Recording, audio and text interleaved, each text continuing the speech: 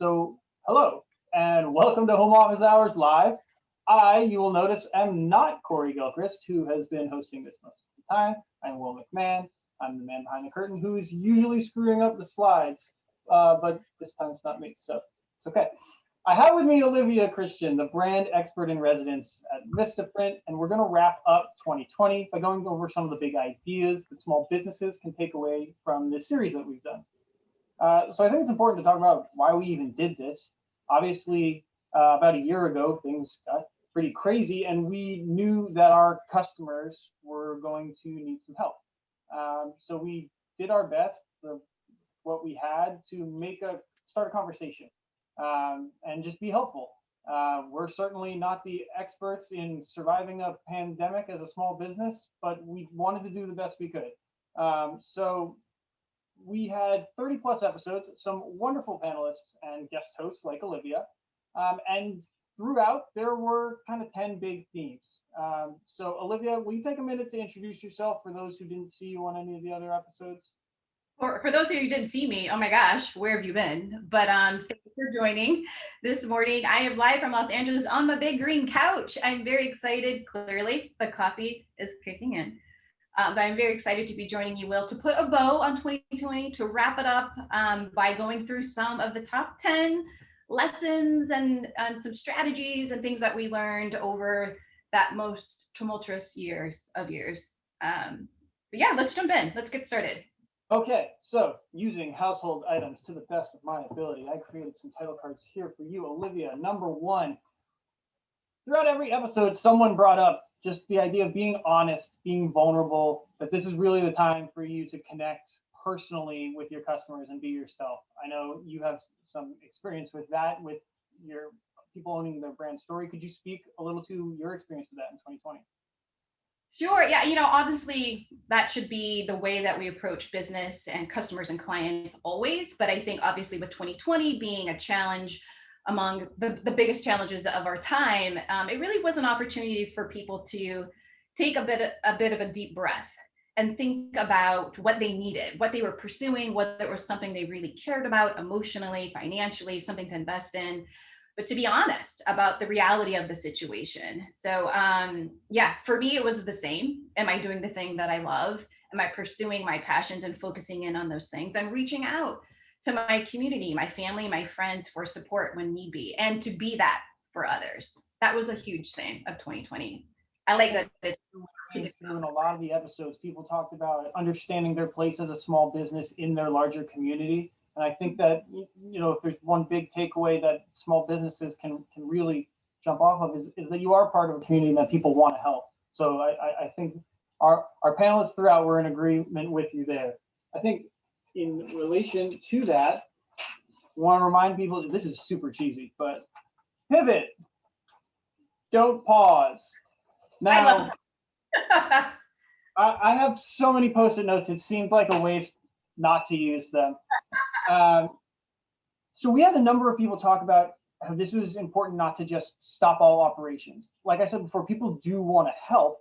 And so you need to stay active and not just shut down your business. You need to pivot and figure out what you can do and how you can adapt. I think in talking with you, actually, we talked about this idea of thoughtful adaptation, though, because you don't want to stop, but as you said before, you want to take a deep breath. Do you want to elaborate a little on that, how businesses can do that? Yeah, I really think it's just about being honest about the times that you're in with your customers, with your clients, with whoever you're sharing resources with. If you're, having community come together to support each other, to create food and to create resources for your kids to get together. If you're a business, all of those things, it's important to kind of take stock. You're going to need to pivot to the reality of the times. Thinking that you can just keep doing what you've always been doing, I think businesses learned pretty quickly that wasn't going to work. But I think, moving forward, even into the new normal, we all should take a minute, like I said earlier, to take a breath, to think about the ways in which we can pivot and incorporate the reality of our times as we move forward. These sands are still shifting. So it's important to be in tune with what's going on in your community, those needs, how you can serve them, how your clients and your customers and services can pivot in a way, but you stay true to who you are. But again, you're acknowledging the reality of the time. and acknowledging that your customers have to pivot, like you said too, right? Everyone's on those same shifting sands. I think that's hard for people, right? That everything is sort of up in the air. So another piece of advice we give people is to be clear, be concise, and get to your point. Now, it is a little ironic coming from me being as verbose as I am, but one thing that came up in search engine optimization, the about you page on your website, a number of other, even photography, is that you want to be clear and have a clear CTA. You want someone to go to a page and know what you're about. You want to ask very directly for what someone can do to help. I think in talking about helping be a part of the community, Olivia, what are other ways that businesses need to kind of cut through the BS in this new normal to let people know exactly what to do or what they're about in these shifting times? Yeah, well, these are kind of business practices that I would have attached to any time and place in history. But as you said, because of what we went through in 2020, I think they're at the top of mind of a lot of business owners. And being clear and concise, especially during this time, because people just don't have the bandwidth to do a deep dive into your about page, into your website, to try to figure out what your call to action is. Just tell them who you are, why you do what you do, why you're passionate about it, and the ways in which you want to engage with them. Buy this product, sign up here, learn more about my story on this page, or click here. Give them opportunities to get it, to understand you, and to make that decision. Yes, you're the person for me, and I want to engage with you with this product, this service, and or maybe not. Hopefully, yes, but you're upping your ability to really connect with customers when you're not burying the lead. So yes. There's a lot of noise. There's even more online noise for people now, right? You kind of need to get right to it. I think, as you said, this is all good advice for any time, but it is interesting that they've all become such a fine point on it for this last year, as you said, take stock. I think this one is going to be one of those things that, yes, it's any time, but you want to focus on your core, not just like me eating all the Netflix and chills, but actually your core business and your base, the people who, this is not necessarily the time to focus on reaching out too far. You want to turn inward for who already supports your business. And I know in talking with you, not just now, but about brands in general, what else can people think about as they're focusing on their products and services, but then more to your experience, how can they really turn to their core as a brand and make that an asset in cutting through that noise that we were just talking about? Well, first of all, when I saw that sign that said "focus on your core," I felt attacked. Yeah, I'm really not sorry. focusing on my core. We should have workshopped that title card. No, it's cool. I think for any brand, it's important to know what you're good at, to know what your clients and customers want, and make sure that you're always providing that. They know you for this thing. They come to you for this A, B, and C, or 1, 2, 3, however you want to categorize it, and they get you. And you always want to do that thing well to maintain those customers, because getting new customers is the hardest thing.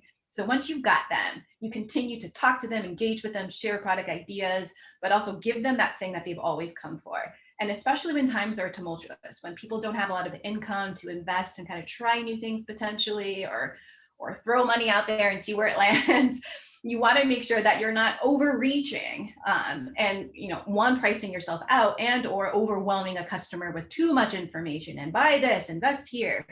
Focus on your core as much as you can and confirm and reestablish those client relationships.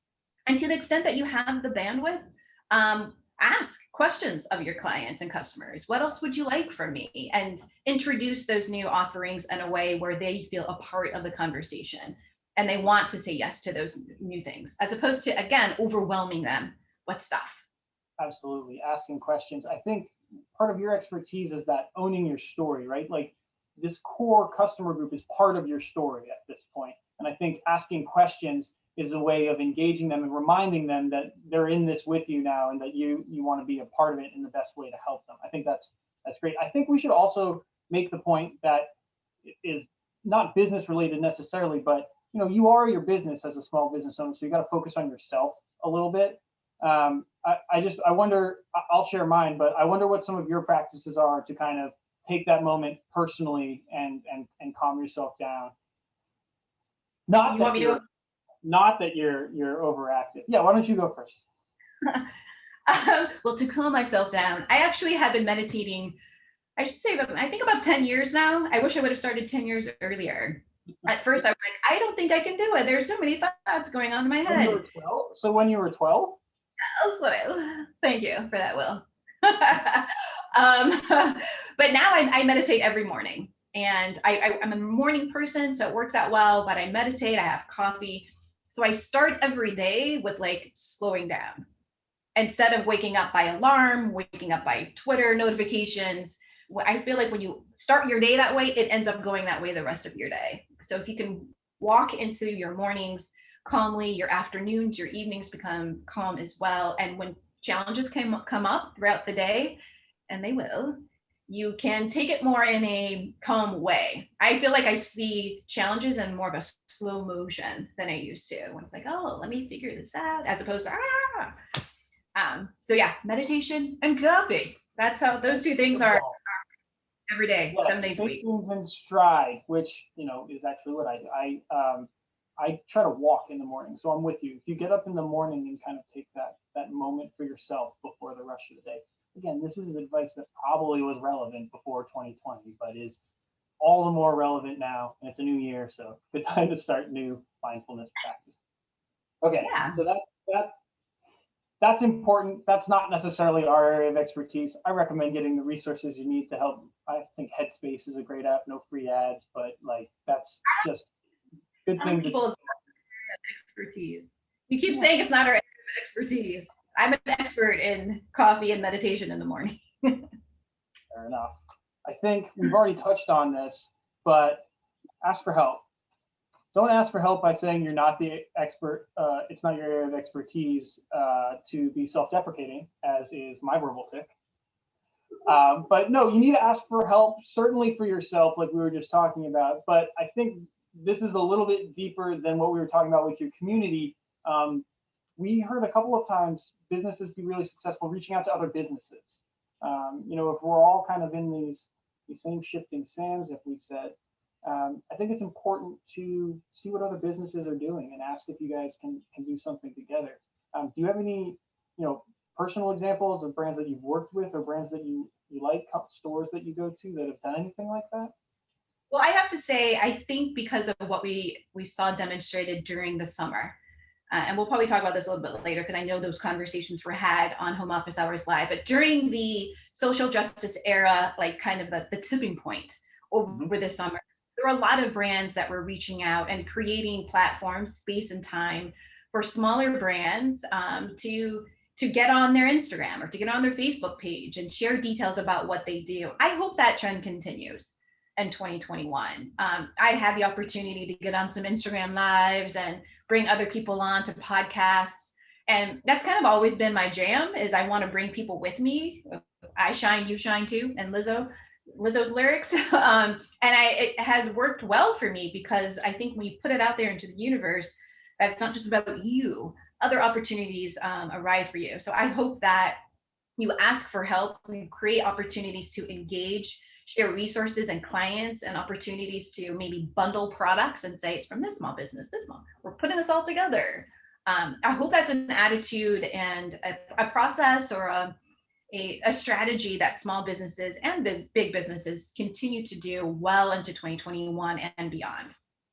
Here. I think that's a great point. And again, this is advice for all the time, but we had this kind of focal point that I really do. I hope it continues into the new year and beyond. I think we will get to that later. That's one of the biggest points that we want to talk about. But I think this is going to go in the opposite direction, but don't overthink it. And when I say that, it means don't overthink content. Look at this. I'm putting up Post-its and, we're in our homes. People know that we're all just a little bit off. Don't overthink what you're putting out. If you want to support something, support something. If you are a little bit more lo-fi, that's okay. I think this touches again on that point of honesty that we were talking about earlier. I wonder if you have any thoughts about that, given that you talk to a lot of brands and you put yourself out there a lot and are very, I'll toot your horn here, you're very good at, creating content from the comfort of your home. So how do you do it, and what are some of the things that you've thought about in 2020, given our limitations? Thank you for that compliment, Will. I will hit your Venmo a little bit later for that. Yeah, I agree with not overthinking it. I think people understand. What has it been since March, April, May? We've been doing a lot of things via Zoom like we are today. So the level of expectation of shine and sheer and all of that stuff on what you're doing has been brought down. Now we're all living in the same reality. Sometimes the internet doesn't work. Sometimes you're on mute for too long and you've been talking for 2 minutes. But the important thing to do is to make the effort. I feel like when you admit the challenges, and I've seen this, demonstrated in my life and my business and with my clients, if you're honest about the realities of what you're struggling with, what you're trying to manage and balance, your clients and your customers are likely to be on your side. They're going to say, yeah, me too. I hear that. I'm struggling with trying to get my kids to learn on the internet while I'm also trying to answer my boss's emails and look for this product or service. But you'll gain allies, you'll gain advocates when you're honest about that stuff. And in terms of creating content, either on your website, on social, those strategies remain true too. You can talk about, I'm using the stuff in my house. This is literally the couch that is in my bedroom. And we all know that this is clearly my bedroom. I'm sorry for those of you that didn't want to know that much about me, but this is the reality of our times. So this is the content we're creating. There's still an opportunity to talk truthfully to your customers, no matter where you are. Thank God this is happening or happened in 2020, 2021, when technology was available for us to continue to do some things. I know that's not true for everyone, but it is about not overthinking it, doing what you can, and keeping the conversations and opportunities or relationships to build for your customers ongoing. Yeah, I think authenticity has really become the actual buzzword. I know that's been talked about in advertising before, but everyone was kind of forced to actually get a little real with what they could do. And one of the episodes that really stuck out to me as someone that liked photography is they pointed out, like, you can be a pretty excellent content creator just with stuff in your house and maybe downloading an app. And I don't think people should be scared of that, because I know a lot of our customers are not necessarily folks that are professional photographers or feel intimidated by that. And that's a big difference, is taking the time to do that and putting it out there and having people know that this is something you did, this is your best effort. There's real value in that. So I guess my piece of advice there is just, I encourage everyone to remember that you're probably pretty talented and pretty driven if you have your small business. So make something. Don't be afraid to do that. Because number 7, people are not just dropping in here. Let's make sure you can see that. Now, I don't know about you, but I have spent hundreds and hundreds of dollars in stores that I just walked by and it smelled good, or there was a funny shirt, or you pick it. Like, I am totally guilty of that. I think that is a really important part of many local small businesses, and that is not really happening right now. Or if you are open, there's just not the same amount of traffic. So one of the things that came up a lot was claiming your online identity, specifically Google My Business, but just in general. I think this aligns with some of the stuff we're talking about owning your store, owning yourself online and what you're putting out there. I wonder what your experience with that is personally. I know that you were well established before 2020, but how did you have to tweak things in 2020 to really kind of maybe freshen up, like, yourself online with more focus of people coming online to find you? Well, I'll say this, 2 things. One, if you're a brick and mortar store, like you said, the foot traffic has diminished significantly, or it's gone down to nothing, depending on what kind of business you have. And so that's a challenge. There are resources that are available online, like you mentioned, the Google My Business. You want to claim that address.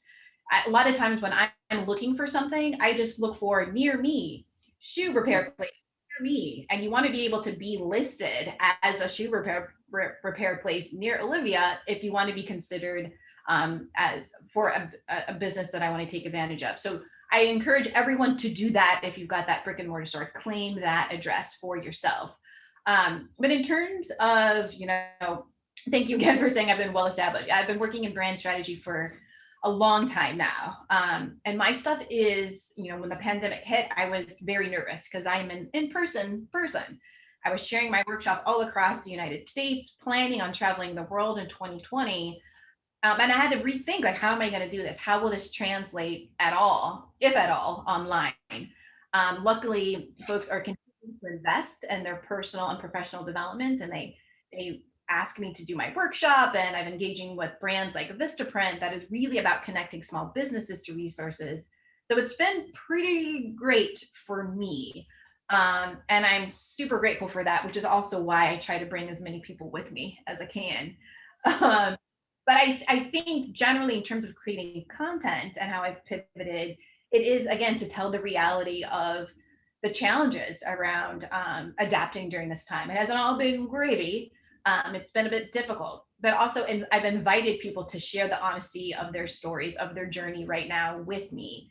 And it creates an opportunity for us to have those genuine, authentic conversations and relationships, and to find, as a result, a pathway to get their businesses going again, or through those conversations have a process in place. Here are some next steps. Here are some recommendations on how to get yourself going or to maintain what you're doing. So that's what I have personally been doing, is looking at my network, being available to them being available to me to keep me going. A lot better than me. I just bought a Wix website that was in my full name. But yes, that is much better advice. And the last time I checked, half of the businesses listed online had not claimed their Google My Business. I hope that has gone up since. But if you haven't done that, I don't know. Like, we're always asking our phones to find stuff. Just do that. It's like the easiest thing you can do as a small business. If you're listening out there and don't have it, promise you, they send you a little postcard. It's super easy. But Olivia's advice certainly hits much more at the core. My advice: get your Google My Business. I think we're saying do the same thing. I already had my website in my name. If you haven't done that, you should make sure you're purchasing that. But yeah, take advantage of all of those small things that you can do in your downtime, if you have some downtime, to make sure that your businesses are found. And then also look around your communities to kind of team up and partner with other small businesses if that opportunity exists, so you guys can leverage each other's clientele and customers. And popularity online. Getting yourself listed on Google My Business is a way to do better in search engine optimization. So like that there's a very practical reason for working with others and getting that. We won't belabor the point, but own your identity online is a big one. Okay, so I didn't know what to say with this one, so I'm just going to put engage. We already talked about it, but this last year has been crazy, both in terms of the pandemic, some of the other goings on, and then the ongoing talk about social injustice really took over the summer and beyond. It continues today. But you already mentioned this. How have you seen brands engage with this in a positive way? And how do you think they should do that going forward? Well, I'm not going to call out any brands in specific that I thought did totally fair during that time, and maybe continue it. But I'll just say this, as I've said this repeatedly already, in that, there are certain things people should be doing all the time. And because of 2020, some of those things have become highlighted. They've come to top of mind, like, oh my gosh, why haven't I been aware of these things here? So I'm just going to say, like, this is something that you should be investing in. If you haven't been doing it before, do it now. But engaging in, again, the conversation on the honesty of the time and looking at ways to partner and promote people in your network, or reach out to folks who are not in your network and look for opportunities to share, to support, to uplift each other.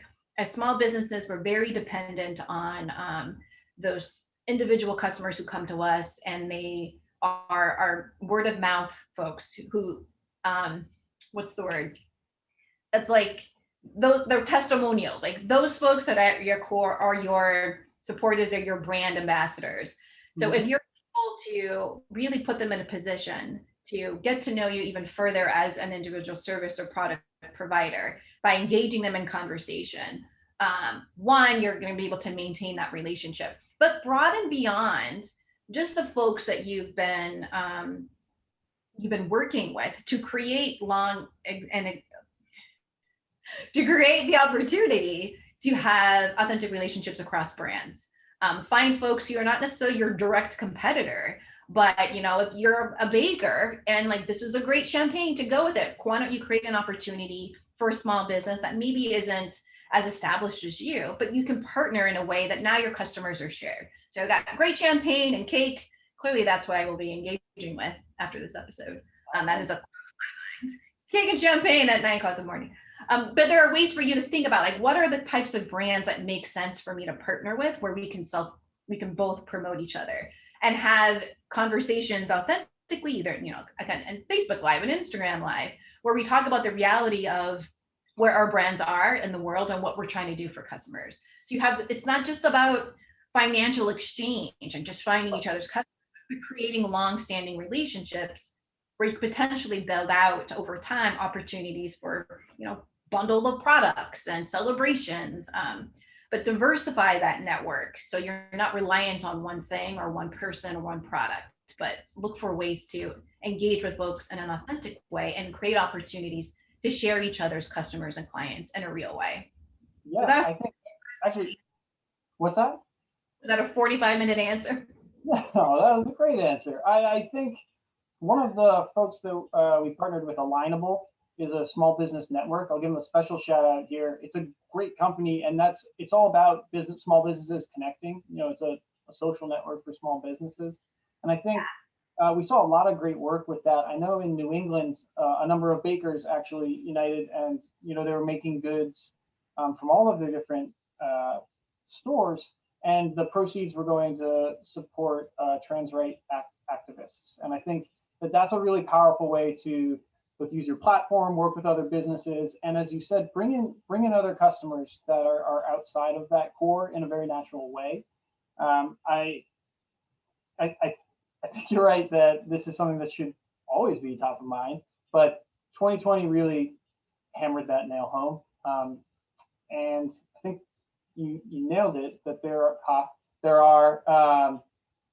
there's so many different ways to engage with the people around you, but it's also important to reach outside of that and think creatively about who might fit with you. Champagne and baked goods for sure, and I believe it's called a mimosa, Olivia. Those are morning drinks, but don't be afraid to try to do something like that. I think that's definitely something we saw some of the businesses talk about, things that they were trying, and it's important. That's a way to do your best to get resources out there that's outside of your normal offering. And I will say this, engaging with for those of you who are practicalists, the 70% of customers are more willing to support a brand when it seems like they have a cause or stand for something. So you should feel empowered to say what you're supporting and offer that to your customers and ask what they would like you to do, because that matters to people, not just as people, but for you as a brand. So it's something that needs to be top of mind, and I'm glad, as I know you are, that it got a real megaphone this past year. So the 10th one to that point is there's no card. You're awesome. All of you. I'm off track of the numbers. We're on 10 now. We're on 10. So I just want to thank everyone who was a part of this. I want to thank Corey Gilchrist, especially, who was the host and helped keep all of this running pretty smoothly and calmly.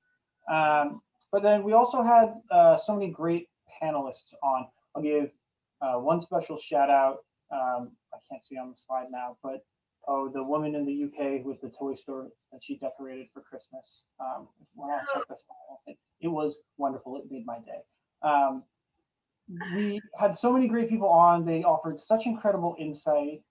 Olivia, you did a great job guest hosting a couple of things that were, a little bit outside of the typical offering, and I think helped us get to this place of maybe, oh, here we go, taking some next steps to a new season. Also, Musa, the League of Rebels in Austin, he has a suit company and had the classiest background, I think, of anyone that I saw, with all of the rich mahogany and suits. So another special shout out to him. If we can keep going, we can just go through some of the other folks. Just really, everyone offered this very unique take and took some time out of their day to oh, Charlotte Fancy, to give us some of their insight. And we really appreciate it. They didn't have to do it. And I kept saying that if it helps one person, then this webinar has been great, and we hope it's reached you. I also want to thank the folks from Vistaprint who took time out of their day to offer their expertise. We had a ton of you.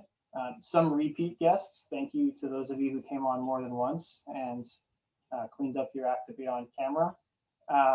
And then again, I gave a special shout out, but the folks at Alignable helped us with a couple of episodes, and it's just, again, it's a great idea for small businesses to connect as everyone's in these trying times. And I do want to point out that company, if you are a small business looking to talk to other small businesses, we appreciate Alignable's help and encourage you guys to try to connect with others.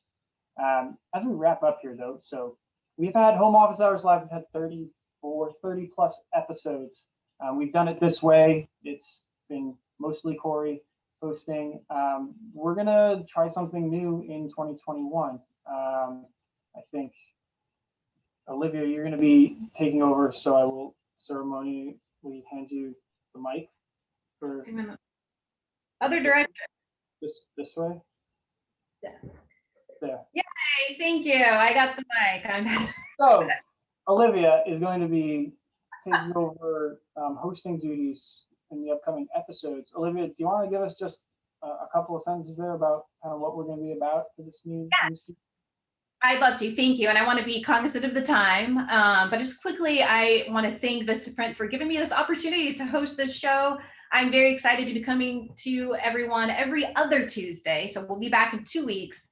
And I will have 2 special guests with me. And every episode, we're going to do that, where we bring some high-profile folks who've had some success in various different industries, and pair them up with a small business that is just kind of getting started.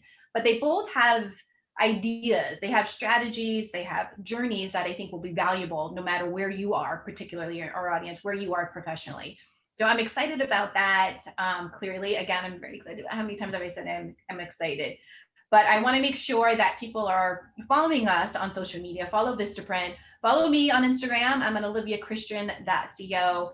I'll be dropping more details about the guests we have coming up. But again, we're coming back in 2 weeks.